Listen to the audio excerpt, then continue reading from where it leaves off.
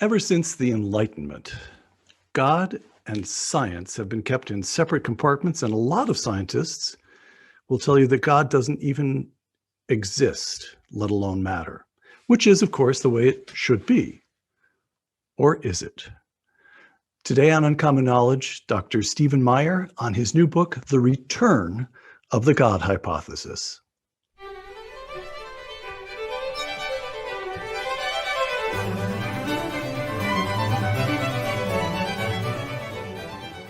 Welcome to Uncommon Knowledge. I'm Peter Robinson. A graduate of Whitworth College, the author Stephen Meyer holds a doctorate in the history and philosophy of science from Cambridge. In 2009, Dr. Meyer published Signature in the Cell, DNA and the Evidence for Intelligent Design. Of Signature in the Cell, the philosopher Thomas Nagel of NYU wrote that, quote, anyone who believes God never intervenes in the natural world will be instructed by Meyer's careful presentation of this fiendishly difficult problem, close quote. In 2013, Dr. Meyer published Darwin's Doubt, The Explosive Origin of Animal Life and the Case for Intelligent Design. Of Darwin's Doubt, David Galertner of Yale, one of the founders of the discipline of computer science, wrote, quote, Stephen Meyer's thoughtful and meticulous book convinced me that Darwin has failed, close quote. Dr. Meyer now directs the Center for Science and Culture at the Discovery Institute in Seattle. His newest book, The Return of the God Hypothesis, 3 scientific discoveries that reveal the mind behind the universe. Stephen Meyer, thank you for joining us. Thank you for having me, Peter. Steve, a couple of preliminary questions. What is the God hypothesis? Well, the God hypothesis is the idea that the postulation of the existence of God provides explanatory power with respect to observations we can make about the natural world.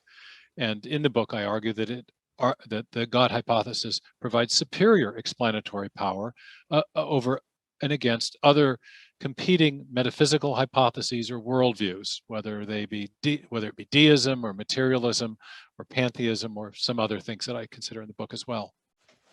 Another preliminary sort of question here is, biologist Richard Dawkins, quote, the universe we observe has precisely the properties we should expect if there is at bottom no design, no purpose, no evil, no good, nothing but blind, pitiless indifference, close quote. Mistaken, but you can sort of see his point, or demonstrably mistaken? Well, mistaken but beautifully framed. This is, in a sense, the money quotation that I use in the book to frame the argument, because what's implicit in Dawkins's quotation is that a metaphysical hypothesis, what he means by blind, pitiless indifference, is, after all, the philosophy of scientific materialism. That metaphysical hypotheses are every bit as testable in their own way as scientific ones. We can judge the merits of a metaphysical hypothesis, of a worldview, by looking at the world around us to see if it matches the expectations, what we think should follow if that hypothesis were true. Dawkins says that the universe that we observe has exactly the properties we should expect if scientific materialism is true. Scientific materialism being that worldview that affirms that matter and energy are the thing from which everything else comes, and that matter and energy are eternal and self-existent and required no prior creator or creation. And in the book, I appreciate Dawkins for framing the argument that way, but then take him head on and ask the question, is that true or not? And argue that in fact, the universe has precisely the properties we should expect if there was intelligent design built into the universe, and indeed intelligent design that has a theistic source. So the subtitle is 3 discoveries, 3 scientific discoveries that effectively have changed everything. But before we get to those 3 discoveries, you spend a portion of your time at the beginning of the book elucidating the old or the original relationship between science and theology. Theology here in the Judeo-Christian view of theology. And I'd like to take a moment or two to go through these points because I found them so striking. This is not what one hears in the usual debates. You quote the historian of science, Ian Barber, quote, "Science in any modern form arose in Western civilization alone. Well, that's politically incorrect. That's a dangerous assertion right there. Science in its modern form arose in Western civilization alone among all the cultures of the world because only the Christian West possessed the necessary intellectual presuppositions, close quote. So let's take the first and outrageous suggestion that science arose in the West. What about the advanced aspects of Chinese civilization, mathematics, architecture, and so forth? They had those for at least a few millennia, depending on how you count, before the West did, or the Islamic civilization, which reached a high point in reading and interpreting classical texts, working out mathematics, algebra, all of that, while the West was in its dark ages. What about all that? Well, this is it may be a controversial point in the current climate, but almost all historians of science have observed the same thing, that modern science, in a sense of a systematic method for interrogating and investigating nature, arose uniquely in a Judeo-Christian milieu in Western Europe, roughly between 1300 and 1750, with a particular focus on the period of time from 1500 to 1750, often called the Scientific Revolution. It is absolutely true that there have been many advanced civilizations. The Chinese invented gunpowder. They had advanced forms of military weaponry. They had organized cities and city-states. The Romans built roads and aqueducts and so forth. But this actually highlights what was unique in the West. The material conditions of doing science were present in many cultures. But somehow this systematic way of investigating nature, involving the isolation of variables, various scientific methods, and then the mathematization of the descriptions of nature, this didn't happen everywhere. It only happened in the Judeo-Christian West, and it only happened during a particular period of time. And so it's raised this question that in the way historians of science have posed it is, why there, why then? What was the difference? What was the variable?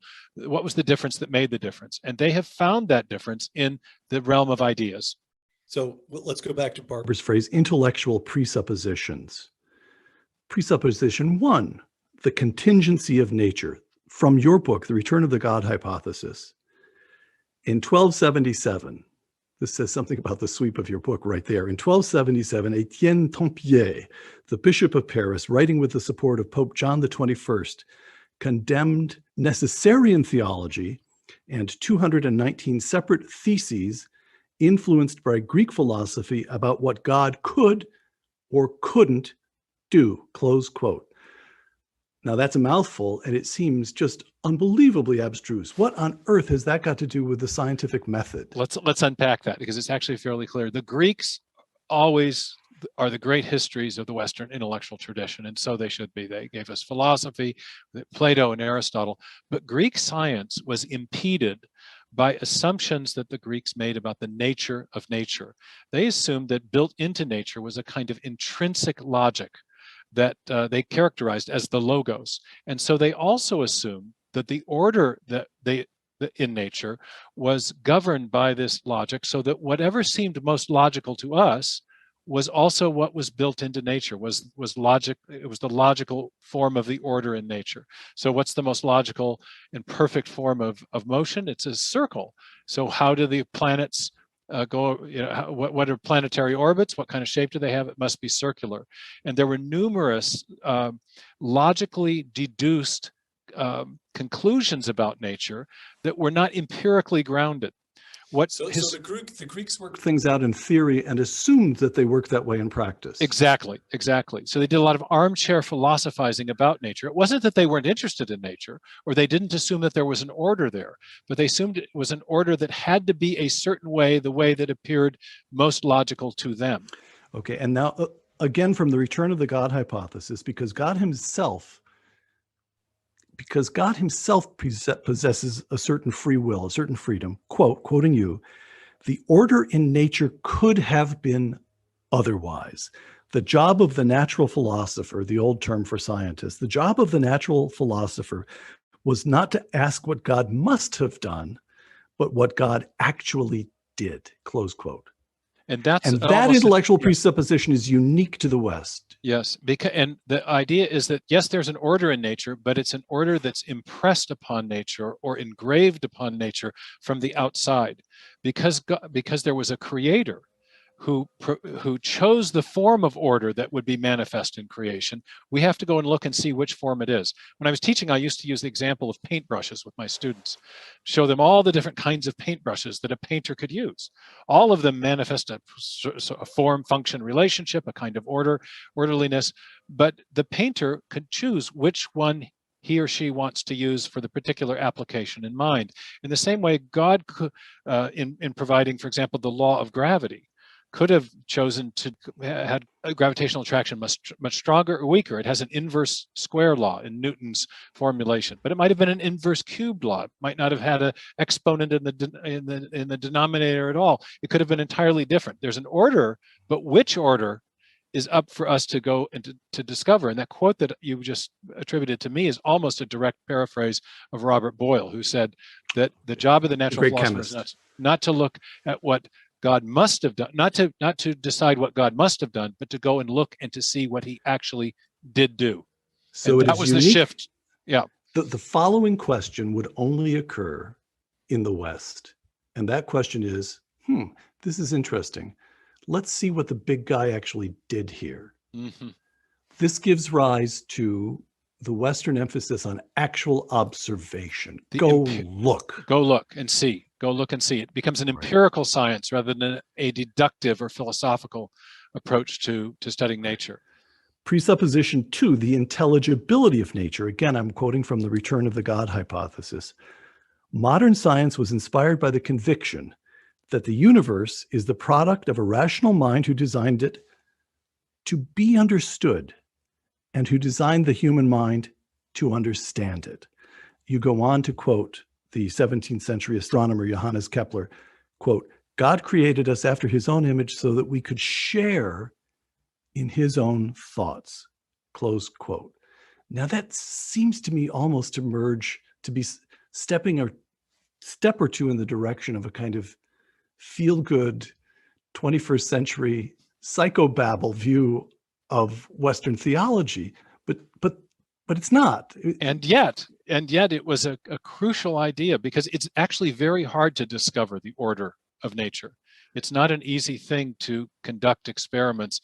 There has to be an instinctive confidence that there is a secret there in nature to be revealed, to motivate people to do the hard work of investigating or interrogating nature.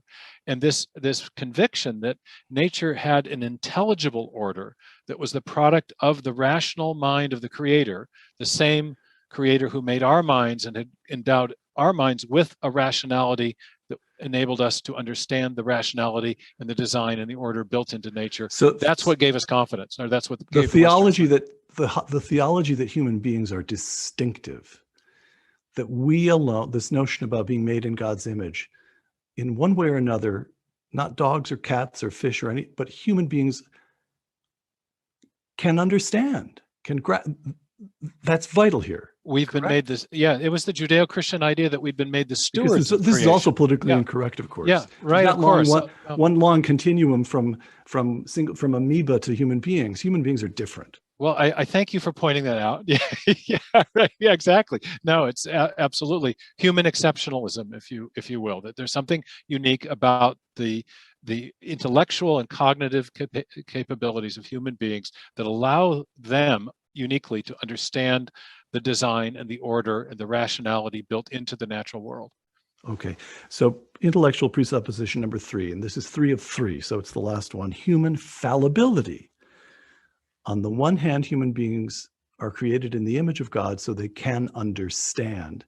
On the other hand, to quote you note the Christian doctrine of original sin, humans are vulnerable to self-deception, flights of fancy, and jumping to conclusions. Scientists must therefore employ systematic experimental methods, close quote. Explain that. This is an idea that's been emphasized by the historian and philosopher of science Steve Fuller in Britain and Peter Harrison in Australia, that the doctrine of original sin, which was recovered in this same period when in late medieval Catholic theology and during the Protestant Reformation, the doctrine of creation was being reemphasized. With that came also the doctrine of the fall of human beings, and therefore the idea that that fall affected our cognitive capabilities. We were capable of understanding the rationality and design of nature, but we were also capable of flights of fancy, of deceiving ourselves, of self-deception, and therefore it was necessary to test our theories against nature. And this again gave an impetus to observation. We could think of all kinds of different ways that nature might be. It was important to find out what nature actually was like in its reality. And to do that, methods of testing were developed. And so when we think of testability as a crucial aspect of scientific investigation, this is part of where it came from. All right. So we've got this notion that nature is contingent. It could have been different. And the only way to figure out what it is to observe it. That humans being human, they can actually get someplace. They can understand. But humans being human, they'd better double check those observations. That's why we have peer-reviewed journals, roughly speaking. Yes, exactly. These are systems of accountability that are built in to check our own capacity for either self-deception or simply missing things. Okay, so what I find so striking here is, I mean, I'm used to the idea, I'm used to books and arguments where science has its realm, religion has its realm, but you make a much stronger argument that science as we understand it arose from a distinctively Judeo-Christian worldview. And that, so the next question is, what happened? We've already quoted Kepler, God created us after his own image.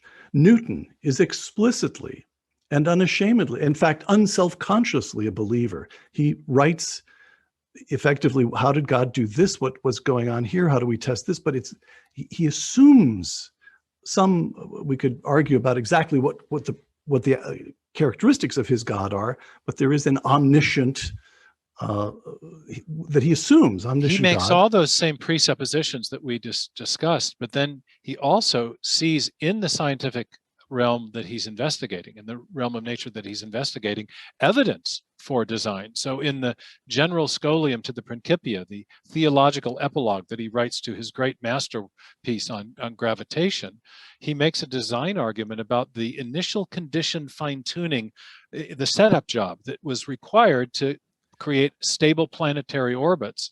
And in this memorable passage, he says, this most beautiful system of sun, planets, and comets could only proceed from the counsel and dominion of an intelligent and powerful being.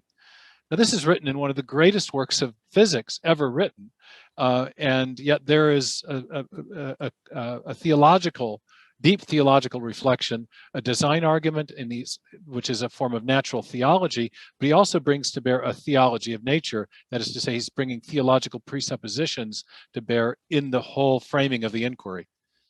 All right. And then it all falls apart. The return of the God hypothesis. The success of new scientific theories in the 18th century, you begin there, about astronomical, geological, and biological origins contributed to the rejection of theism as an explanatory framework. Explain that. They feel they no longer need a God to explain phenomena that they observe in nature, no longer useful, or they must reject God. Explain that. Well, it becomes a little of both. And the shift starts with Enlightenment philosophy in the 18th century, and then many of the theories, especially theories about origins, scientific theories in the 19th century. I tell the story of Pierre Laplace in the book, who is summoned to receive commendation before the French Emperor Napoleon for his great work, The Celestial Mechanics. He attempts to do precisely what Newton said could not be done. Newton thought that the laws of nature were a mode of divine action, but he also thought the laws, given that they produced very predictable regularities, could not explain the origin of the very precise and specified initial conditions that made the solar system stable in the first place. And that required an initial act of design or creation that could not be explained as the result of a regularity or a law. Laplace came along and attempted to explain the origin of the solar system without such initial acts of design. And then there were other theories in geology and of course in biology with the origin of species and Charles Darwin, and the way his ideas were extended to explain both the origin of human beings in his book Descent of Man, and to explain even the first life by other early evolutionary biologists in the late 19th century. So that by the end of the 19th century, you had this kind of seamless materialistic narrative about where everything had come from the origin of the solar system to the great geological features on Earth to the origin of the first life and subsequent forms of life, without any reference to a designing intelligence or a creator of any kind. And that combination of theories gave rise to a larger kind of worldview known as, to scholars, as scientific materialism. And there were other thinkers in that era, Freud, Marx, Huxley, who contributed to this grand materialistic synthesis by the end of the 19th century. You write, Darwin, Marx, Freud, Huxley, quote, "Science seemed to answer many of the deepest worldview questions that heretofore Judeo-Christian religion had answered. Science no longer needed to invoke a pre-existent mind to explain the evidence of nature," close quote. Okay, so I just want to say for our viewers, there's a lot in your book. It's over 400 pages of close argument, and we're just getting started. I can't begin to do justice to the book in video. Just can't do it. So one of the many pleasures of this book is this historical tour de force. Before you get to the three scientific discoveries, which we will get to in just a moment, you give us about 5 centuries of history of science. All right, which brings us to the present. We've already quoted Richard Dawkins, biologist. Here's David Barash, if I'm pronouncing his name correctly, of the University of Washington. He wrote a piece in the New York Times about the talk he gives to his students each year. Quote, "As evolutionary science has progressed, the available space for religious belief has narrowed," close quote. Now that's a little bit different from saying science no longer needed to resort to an omnipresent, all-knowing first mover. Now it's saying that as science progresses, it squeezes out any legitimate possibility of religious belief. Correct? That's not only the opinion of Barash and many of the so-called new atheist writers, but public opinion polling data show that it's increasingly the opinion of many young people. We have this phenomenon that the pollsters are picking up. They call it the rise of the nuns, the religiously unaffiliated agnostic and atheistic young people between 18 and 33 in that kind of age cohort. And when you probe deeply with that group of young people, you find that science has played an outsized role in cementing that disaffection with religion and with belief in God. In fact, 2/3 of the young atheists surveyed in one poll said, quote, affirm the following statement: the discoveries of science make belief in God less probable. And so this is the kind of direction that we've been going in the popular culture. And the argument of the book is that this move towards agnosticism and atheism is unnecessary, especially if it claims to be grounded in science, because the scientific evidence is actually pointing in the opposite direction. Okay, which brings us to the first of these 3 great scientific discoveries, the origin of the universe, the Big Bang. I quote you, "Advances in astronomy and cosmology have established that the material universe had a definite beginning in time and space, suggesting a cause beyond the physical or material universe." Now, it's possible to stop right there and just spend an afternoon thinking about that. But the universe began. This is, of course, what it calls to mind from the theological point of view is Genesis, but it had a specific beginning. All right, I think I understand that. You may add a sentence or two on that's a mid-20th century, early to mid-20th century development. Scientists, it's now pretty solidly, widely accepted, I think, correct, from your book? Correct, although there are attempts to circumvent the conclusion. And one of the things I do in the book is to show that even those attempts within theoretical physics to circumvent the beginning themselves end up having implicit theological, or have theological implications. Okay. So the universe began, Right. which is a thought that's hard to get one's mind around in the first place, my little mind anyway. Why does that suggest a cause beyond the physical or material universe? I mean, Steve, things just happen sometimes. Well, one of the basic principles of rationality is the principle of causality, that everything that begins to exist must have a cause. This is presupposed in every attempt we make to make sense of the world scientifically or otherwise. And the big discovery of both observational astronomy and astrophysics on the one hand, and theoretical physics on the other, is that the universe is expanding outward in a roughly spherically symmetric way in the forward direction of time. We first got an inkling of this from the light that was coming from distant galaxies, and learning that it was stretched out and looked redder than it should otherwise look, where the redder light indicates longer wavelengths, as if the objects in the night sky from which the light is issuing are receding. So if the universe is expanding outward in the forward direction of time, then as we back that time scale up in our mind's eye, we back extrapolate, then the matter would be getting closer and closer together. The space would be getting more and more tightly curved, because this is the contribution from theoretical physics. Einstein's theory of general relativity, published in 1915, asserted that gravitational force is a consequence of massive bodies curving space around those massive bodies. So as a theoretical physicist reflected on this, in particular Stephen Hawking in the 1960s, he realized that as you back that time sequence up, the matter in the energy is getting more and more densely concentrated, causing space to be more and more tightly curved, until at some point in the finite past, and this was called his singularity theorem, there is a point where you reach a limiting case where the matter becomes so densely compacted that the space becomes infinitely curved. And at that point, all physical reasoning becomes impossible. The physicist Paul Davies said, beyond that point, you reach an extremity where it's impossible to do any physical reasoning at all, and before which there would be neither matter nor space nor time nor energy. They come into existence at that point. So you can't explain the origin of the universe as the result of a material cause, because it's matter and energy themselves that come into existence at that point, before which there was no matter to do the causing. So this suggests an event that took place that began to exist, therefore it must have a cause, and yet the cause cannot be material. It must transcend the domains of matter, space, time, and energy. All right. I say all right as though I followed absolutely every word of that. Oh, that, yes, of course. In investigating the Big Bang, scientists have made a corollary finding. You've alluded to it several times already, but I'm going to quote the book, The Return of the God Hypothesis. We apparently live in a kind of Goldilocks universe where the fundamental forces of physics have just the right strength. The contingent properties of the universe have just the right characteristics. And the initial distribution of matter and energy at the beginning exhibited just the right configuration to make life possible.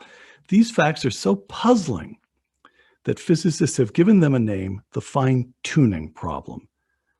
Explain that. Well, perhaps a helpful illustration of that is, well, let's talk about that expansion of the universe first. Yes. The expansion is driven by a number of factors, one of which is the outward anti-gravity pushing force that Einstein called the cosmological constant. If gravity is pulling everything in, then there must be something that has pushed everything out, because we don't live in a world where all the matter has collapsed into one place. And Einstein called that the cosmological constant.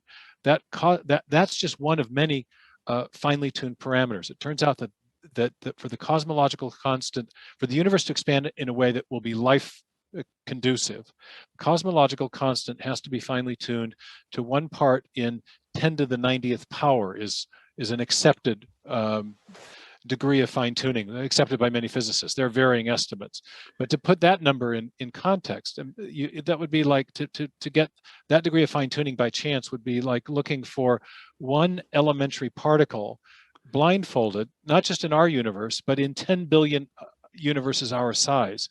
It's an exquisite degree of fine-tuning, meaning that things have to be just right within very fine tolerances or limits to get a universe that's going to come out right. But there are dozens of these parameters. if that constant is too small, the universe collapses on It collapses itself. back on itself. I We get get a big that. crunch. If it's a little bit too big, what happens? We get a heat death of the universe where everything dissipates and we don't get stable galaxies or even basic chemistry, Okay. in fact. So, Right. And there are dozens of such constants. there are dozens of such parameters. Some the initial conditions of matter and energy have to be finely tuned. That's an even more exquisitely finely tuned parameter.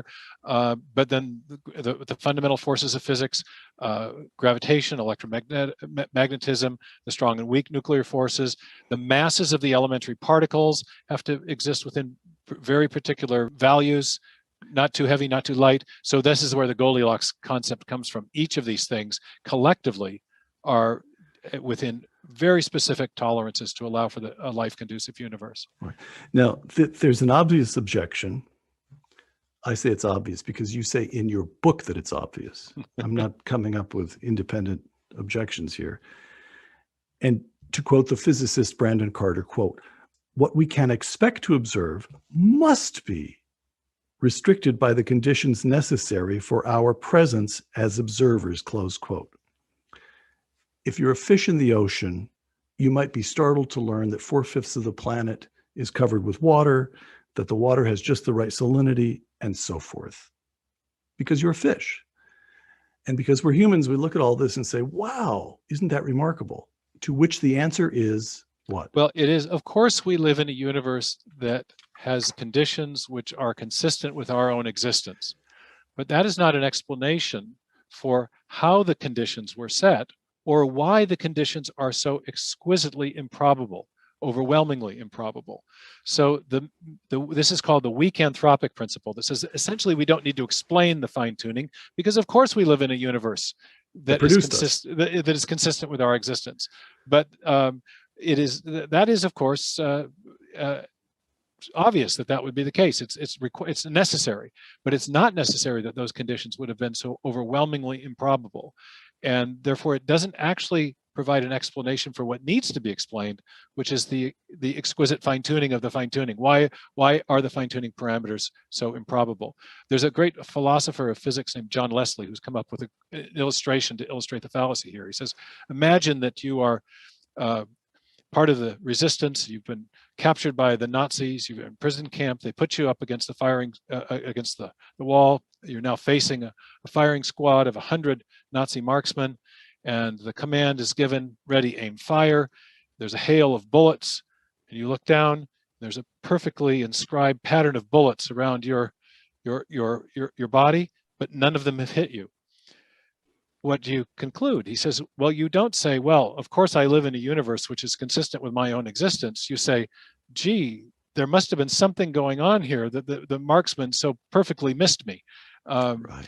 Okay. And so when given a choice between design and, well, it had to be this way when the conditions are so improbable, the design hypothesis is the better explanation. All right. We go from inconceivably vast to unimaginably small. The DNA enigma. In 1953, Watson and Crick discovered the basic structure of the DNA molecule. The return of the God hypothesis, quote, due in large measure to the discovery of the information-bearing properties of DNA. Information-bearing. Fascinating to me. I think of it as little twisted molecules, and all right, we'll come to this in a moment. Given the discovery of the information-bearing properties of DNA, the materialist understanding of life has begun to unravel. Scientists have become increasingly aware that there is at least one appearance of design in biology that has not been explained by natural selection, the information present in even the simplest living cells, close quote.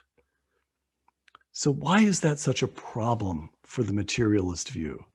Well, a little bit more on the discovery, and then I'll explain the problem. Watson and Crick elucidate the structure of the DNA molecule in 1953. In 1957, 1958, Crick, on his own, puts forward something called the sequence hypothesis, in which he proposes that the chemical subunits called bases or nucleotide bases that run along the interior of the twisting helix are four different amino proteins, right? Amino acids are in the proteins. The nucleotide bases are the constituent parts of the DNA. And these nucleotide bases are functioning like alphabetic characters. They are literally providing instructions for arranging the amino acids that build the proteins. So what they end up discovering, and Crick's hypothesis is confirmed. It's code. It's code. What we have now, it's not that the nucleotide bases, their function is not determined by their physical properties, their shapes, their masses. It's determined by their arrangement in accord with an independent symbol convention, later discovered and now known as the genetic code. And so what we have is a sophisticated information storage, transmission, and processing system at the heart of every single cell. And Bill Gates, our local hero here in Redmond, has said that the DNA is like a software program, but much more complex than any we've ever devised. Richard Dawkins himself has acknowledged that the DNA contains machine code. Leroy Hood, the biotech pioneer, simply calls DNA chock full of digital code. We have an information-bearing molecule. What we know from our uniform and repeated experience, the basis of all scientific reasoning, is that whenever we find information, whether it's in a section of software or a paragraph in a book or a hieroglyphic inscription or even information embedded in a radio signal, and we trace that information back to its ultimate source, we always come to a mind, not a material process. The software program requires a programmer. The information in DNA, I argue, requires a master programmer. Now, to justify that conclusion, I have to examine the various materialistic attempts that have been made to explain the origin of information. I did that first in the book, Signature in the Cell, but I reprise some of those problems with materialistic attempts to explain the origin of information, whether they're based on chance or principles of law or necessity or some combination of the two. But it is universally recognized within origin of life research that the information problem has not been solved, even as prominent an advocate of scientific atheism and neo-Darwinism as Richard Dawkins has acknowledged that, quote, no one knows how life arose from a strictly materialistic chemical evolutionary process. Okay. We begin vast, we go very small, and now we go very, very old. The Cambrian or Cambrian, the Cambrian explosion. Either way, it's potato. Yeah, but potato. Listen, I'm going to take it the way you pronounce it. I always say Cambrian, but Cambrian, done. Yeah. We're done. The return of the God hypothesis. Quote, Darwin presented the history of life as gradually unfolding. In this view, novel animal and plant species arose from a series of simpler precursors and intermediate forms over vast stretches of geologic time. But during the Cambrian explosion, beginning about 530 million years ago, most major animals first appear in the fossil record in a geologically abrupt fashion. Although the Cambrian explosion of animals is especially striking, it is far from the only explosion of new living forms. The first winged insects, birds, flowering plants, mammals, and many other groups also appear abruptly in the fossil record. Close quote. So explain that. Well, in my previous book, Darwin's Doubt, I addressed this question in a full book-length treatment, but I addressed two separate mysteries that arise from this. One is the obvious one of the missing ancestral precursors in the fossil record that should be there, but aren't there. Should be there if there was a gradual unfolding of life in the manner of a Darwinian tree. But the deeper mystery that I make much more of is the mystery of, it's an engineering problem. How would the evolutionary process build these new and distinct animal forms, given what we now know about the primacy of information in living systems? If you want to give your computer a new function, we know that you have to provide new code. Same thing turns out to be true now in the biological realm. If you want to build a new form of life from a pre-existing form, or if you want to build the first living cell from non-living chemicals, in both cases, there needs to be an infusion of information. Where does that information come from? that question has not been answered adequately by either chemical evolutionary theories about the origin of life or biological evolutionary theories about the origin of subsequent forms of life and major innovations in the history of life, such as these new animal forms that arise in the Cambrian, and as I mentioned in the book, in other places up and down the rock column as well. All right. This brings us, again, this is something you've already touched on in a couple of places, but let's be explicit about it. The question of design itself. You discuss the work of the mathematician and philosopher William Dembski. To quote you, according to Dembski, extremely improbable events, feature 1, that also exhibit an independently recognizable pattern, feature 2, invariably result from intelligent causes, not chance. Close quote. Right. So what's happened in the last 20 years or so is that there has been a development within, Dembski has been at the forefront of this, but others as well, developments in methods of design detection. And we all make design inferences all the time. It's very common. If you look at the faces on Mount Rushmore or observe a stop sign, or we recognize intelligent causes in the echo of the effects they leave behind. And what Dembski began to think about very deeply was, well, what are the features of all such objects that are obviously designed? And the answer to that had long been given is, well, they're very improbable. But he showed that there are many improbable things that happen all the time that aren't designed. You can flip a series of coins, or you can flip a coin 100 times, you're going to get an improbable outcome. But if you get you flip a coin 100 times and it comes up 7 every time, you might infer that the dice were loaded. And so it's the combination of an improbable event with a pattern that we recognize, or with a set of discernible functional requirements that trigger this awareness of design. And so I give a number of examples in the book. Mount Rushmore is a great one because you've got the improbable shapes, but that's not alone what triggers the design awareness. It's that there's a pattern that we recognize that matches something we know from independent experience, namely the shape of the human face, indeed the shapes of the specific faces of the presidents. Okay, so to paraphrase that great cosmologist, Bill Clinton, if you see a turtle on a fence post, you know it didn't get there by itself, roughly. Oh, all right. The universe had a beginning and was finely tuned to permit the emergence in a way that permitted the emergence of life. 1. 2, DNA demonstrates that even the tiniest, most rudimentary structures possess astounding complexity. 3, the Cambrian explosion shows that at intervals, new forms of life simply burst into existence. And this suggests or requires, you adjust this, some kind of, I'm trying to avoid using the word God, but this suggests certain properties, omniscience, omnipotence.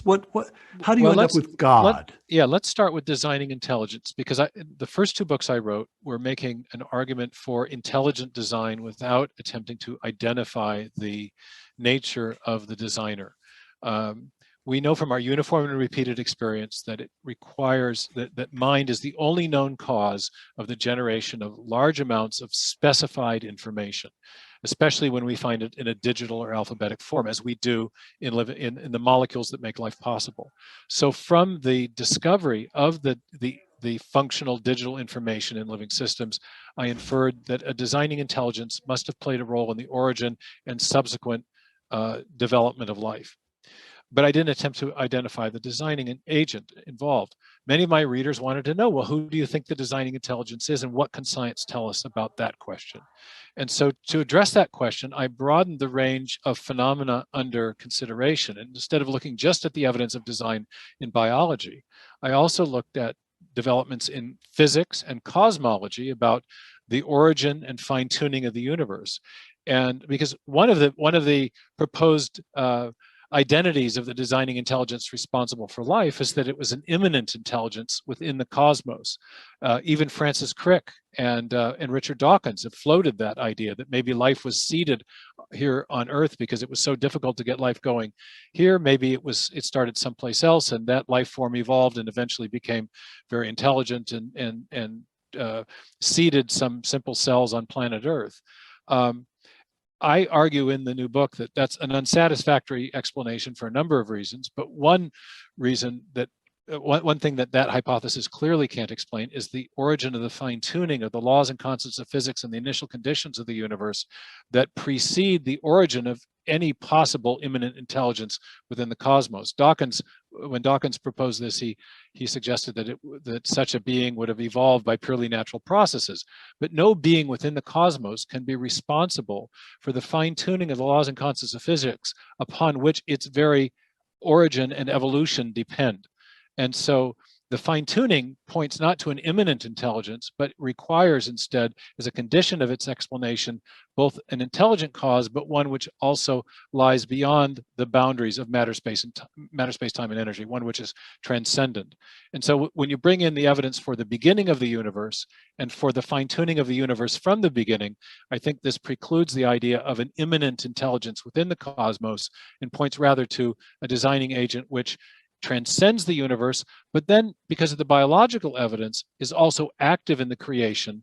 So we have not a deistic creator, not a space alien, but rather a theistic designer that has the attributes that Jews and Christians have always ascribed to God. All right. The biologist Richard Dawkins, the quotation with which we began, quote, "The universe we observe has precisely the properties we should expect if there is at bottom no design," close quote. Steve Meyer, if a purposive intelligence had acted periodically during the history of life on Earth, we might well expect to find evidence of episodic bursts of new information in the biosphere, close quote. How strong is your argument, Steve? Do you just want to say, look, let's face it, fellas, the Big Bang, the 20th century has brought major, basic, radical discoveries that are consonant with the Judeo-Christian understanding of God, which is in this day and age, that would be a very arresting claim by itself. Or do you want to say these discoveries require a mind?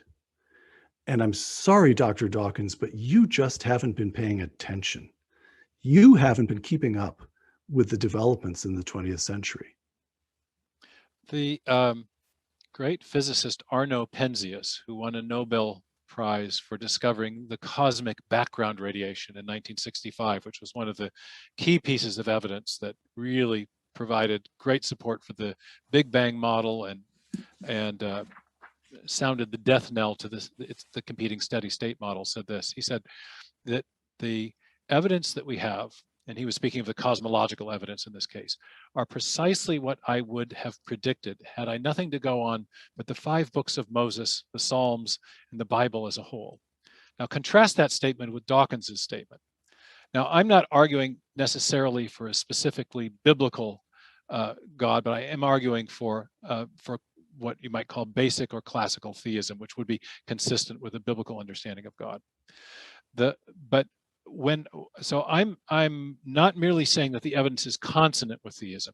I'm saying that, nor am I saying that theism is proven by the evidence in a mathematical sense where you would derive certainty. But instead I'm arguing that theism provides a better explanation for these 3 great pieces of evidence that we have about biological, physical, and cosmological origins. And it happens that this standard of evidential support is precisely what can be provided by scientific theories. And scientists are if they're astute philosophically, and most of them are, they know that scientific work does not prove conclusions with absolute certainty. We provide evidence or reasons for believing conclusions, but we don't provide absolute proof because we always have to be open to new evidence coming down the pike. So we've had this kind of false dichotomy in the discussion of the relationship between science and faith since the Middle Ages. In the Middle Ages, there were a lot of people trying to prove God's existence with deductive certainty. When the Enlightenment philosophers came along and poked holes in those proofs and said, no, they don't really work, then people shifted to the other end of the extreme and embraced something called fideism, faith and faith alone, arguing that there's no evidence for faith or no reasons for faith. We just make blind leaps. And what I'm arguing is that there's something in the middle that's still very strong, and that is we may have good reasons to believe in God without being able to achieve that unattainable standard of absolute certain proof. And part of this method of reasoning I use is to evaluate competing hypotheses by reference to their explanatory power. And when we look at these three great discoveries, the universe had a beginning, it's been finely tuned from the beginning, and there have been bursts of information into the biosphere since the beginning. Theism provides a better explanation of that ensemble of key facts about our biological and cosmological origins than do the other main competing worldviews or systems of thought, whether that be deism or pantheism or materialism, or even this more fanciful panspermia idea, the space alien designer concept. So I examine theism and its explanatory power and compare it to that of competing systems and argue that it provides the best explanation, not proof, but the best explanation, the same kind of standard of evidence that we would want to attain for a very good scientific theory. I've been quoting Dawkins. Through this whole discussion, I've been treading water because I'm in the deep end here. But now let me swim over to the shallow end and stand on my own 2 feet and just tell you a story. I'm an English major, but I'm a product of the American educational system, public schools in upstate New York. And here's the story I can tell you. It starts with some sort of primordial chemical soup. How it got there, we don't know, but it's there. And this comes into being in one corner of some vast universe. Again, how it got there, we don't know, but we don't care. And then there's some sort of natural event. I seem to recall being told that it was a lightning strike. The Miller-Urey experiment, yes. And for some reason, there's a lot of ammonia in the atmosphere, but there's the lightning strike. And in this primordial chemical soup, life gets started. And it takes the form of a very simple life form. I seem to remember one teacher saying, just picture a blob of Jell-O. And that's all you need, because the blob of Jell-O subdivides. Now you've got 2 blobs of Jell-O, and there are random mutations, and natural selection acts on those random mutations. And billions of years later, here we are. Now, you may believe in God if you want to, but he just doesn't come into the story.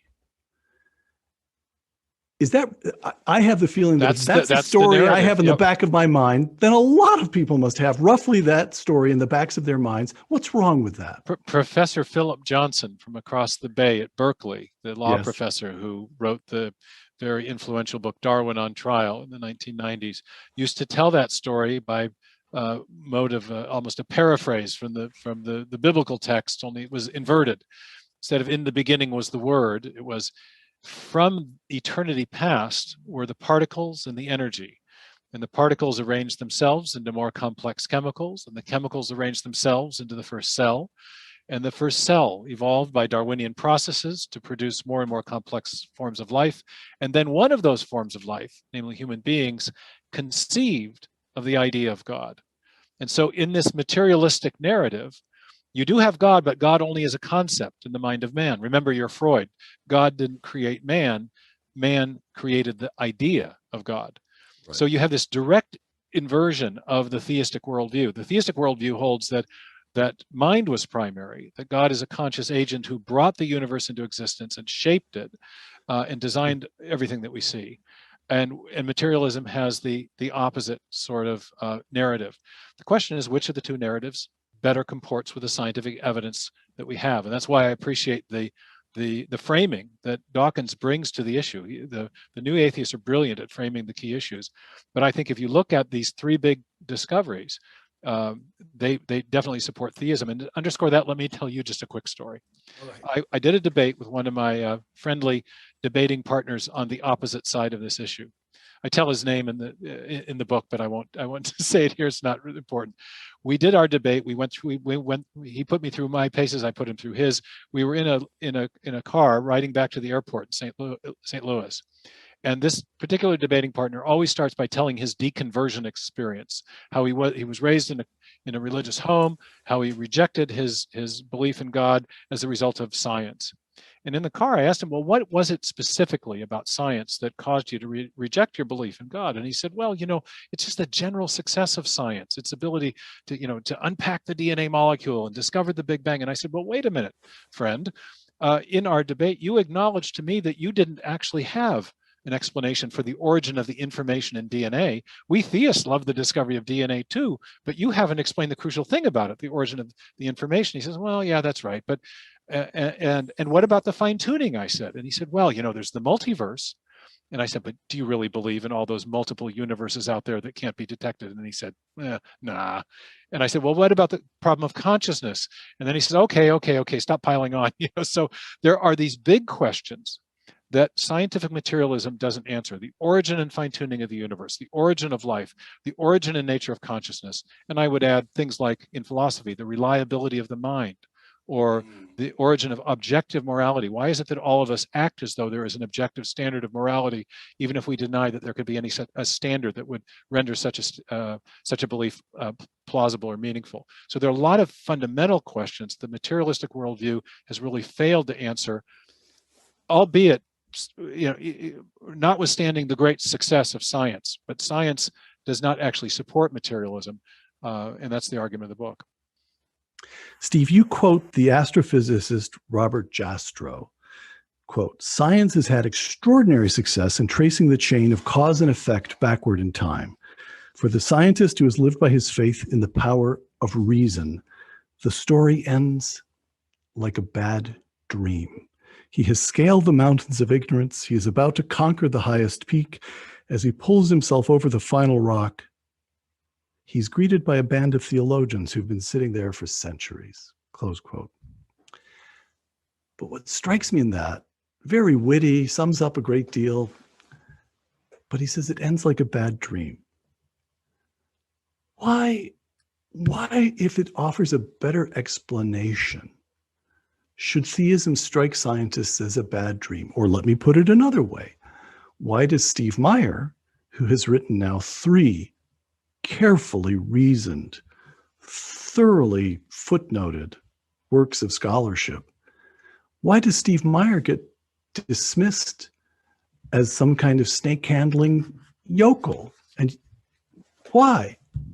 There's something going on here that isn't just searching in an honest, good faith manner for the best arguments, isn't there? This is the shift that we were describing in the beginning of the interview, that this wouldn't have been seen as a bad dream to Newton, Kepler, and Boyle, that science was revealing the reality of God, or was confirming an expectation of a theistic worldview, which is, I think, the gravamen of the Jastrow quote. But somewhere in the late 19th century, the idea of science, reason, and non-belief were all equated, such that it was assumed that if you were going to make progress in science, it would be outside of or independent of any kind of theological framework, and that we could explain everything by reference to purely materialistic causes. And when we're talking about the origin of matter itself, clearly materialism breaks down at that point as an explanation. So I think reason has been equated with a materialistic way of thinking. And that's when materialism gets challenged, then for scientists who think of the two things as coextensive or equivalent, there is a sense of cognitive dissonance that emerges. And I think it's essentially what I'm arguing in the book is that it's perfectly legitimate to reframe our understanding of reason and science within a theistic framework, because it was very fruitful in the beginning, and it can be fruitful again, not only in our personal lives and thinking about ultimate meaning and purpose, but fruitful for science itself. It was after the belief in God was not a science stopper for Sir Isaac Newton. It was the science starter. Last question, Steve. Genesis 1:1. In the beginning, God created the heaven and the earth, close quote. If you had to reduce to one sentence all that we know, would that sentence prove scientifically adequate? It's strikingly convergent with what we've discovered from astrophysics and cosmology. The first three words of the Bible are, after all, in the beginning. And I've even had physicists tell me that, the idea that there was light first and matter second, which is affirmed implicitly in that passage, is what we understand from our standard models of particle physics and our most cutting edge thinking about the early evolution of the universe from the beginning forward. So it's okay by me, okay by a lot of scientists. Yeah, yeah. I mean, it is, and this was the point of the statement by Arno Penzias, that the discovery of a beginning was what you would expect on that theistic view that has God creating the universe in the beginning. Steve Meyer, author most recently of The Return of the God Hypothesis. Thank you. Thank you for having me on, Peter, and for the terrific discussion. For Uncommon Knowledge, the Hoover Institution, and Fox Nation, I'm Peter Robinson.